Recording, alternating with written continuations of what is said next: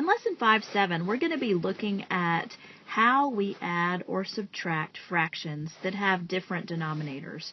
If you examine this equation, -7/10 minus 2/15, the first thing you'll probably notice is that one fraction, the first one, is 7 out of 10 parts of a whole. The second fraction is 2 out of 15 parts of a whole.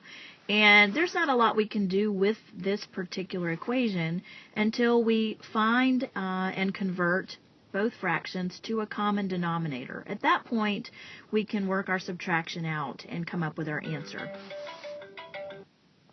There's a couple of different ways to go about finding a common denominator. If you really want to make sure you've got the least common denominator, one thing that you can do is set up 10 and 15 and find their LCM, least common multiple, just like we learned in class. We can factor out a 2, which leaves us with a 3 and a 5 here, and then multiply your numbers together. 2 times 3 times 5, which would give us 30. That is the least common multiple. A lot of times you can just look at the two numbers, 10 and 15, and think of a number that they are both factors of. And we know that 10 and 15 both go into 30, so 30 is a pretty easy one to find. So this method right here is not always necessary. All right, we're going to take -7/10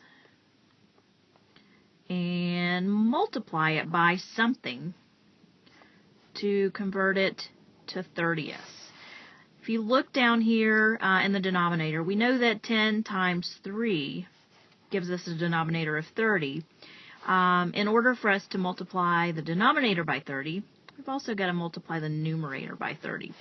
The really cool thing is, the reason we're allowed to do that is that 3 over 3 is the same thing as 1. So we're really multiplying our fraction, -7/10, times 1. That gives us another fraction with the same value as the one we started with. Okay, -7 times 3 gives us -21. So -7/10 is now converted to 30ths. We'll do the same thing with 2/15. 2/15 times some factor gives us 30ths. We know that 15 times 2 gets us to 30.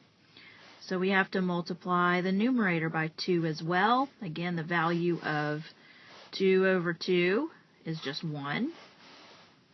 Okay, then you multiply straight across. 2 times 2 gives you 4. 15 times 2 gives you 30. So we're going to take the problem we started with right here, replace both fractions with their equivalent fractions, and then work it out.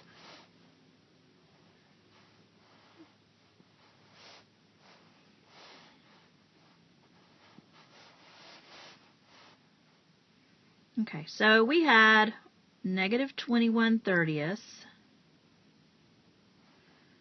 minus 4/30 once we replace those two fractions. Okay, we know that when we subtract 4/30, that's the same as adding a -4/30. So at this point, we're just saying -21 plus -4. All of that with a denominator of 30.